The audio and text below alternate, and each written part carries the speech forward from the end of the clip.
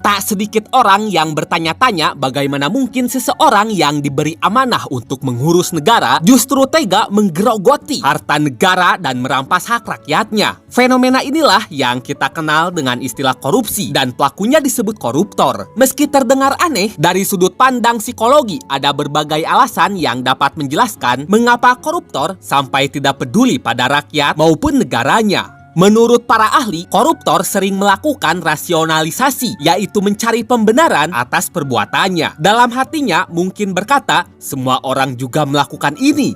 Atau, aku sudah bekerja keras, jadi wajar saja kalau mendapat bagian lebih. Bahkan ada yang berpikir uang yang diambil tidak akan membuat negara bangkrut sehingga tindakannya dianggap bukan kesalahan besar. Selain itu, banyak koruptor yang mengalami jarak psikologis terhadap dampak perbuatannya. Artinya, ketika seorang koruptor mengambil uang negara, ia tidak melihat langsung siapa yang dirugikannya. Misalnya, jika seseorang mencuri uang dari dompet tetangganya, maka ia tahu persis siapa yang kehilangan uang itu dan bisa merasa bersalah saat melihat tetangganya bersedih. Namun, mencuri dari kas negara terasa berbeda, dampaknya itu menyebar ke jutaan orang dan tidak terlihat secara langsung. Koruptor tidak melihat anak-anak yang putus sekolah karena dana pendidikan berkurang atau pasien yang meninggal karena rumah sakit kekurangan peralatan medis. Nah, akibat jarak psikologis ini, perbuatannya terasa seolah tidak menyakiti siapapun secara langsung, sehingga rasa bersalah menjadi lemah atau tumpul. Kemudian, faktor lain yang memperparah keadaan adalah jabatan dan kekuasaan. Rasa memiliki kuasa yang besar dapat membuat sebagian orang merasa kebal atas hukum atau berada di atas aturan. Nah, lama-kelamaan, orang-orang seperti ini bisa memandang jabatan bukan lagi sebagai amanah untuk melayani rakyat, melainkan hanya sebagai peluang untuk memperkaya diri. Situasi ini semakin kacau apabila sistem hukum dan pengawasan sangat buruk, mulai dari lemahnya pengawasan terhadap pejabat,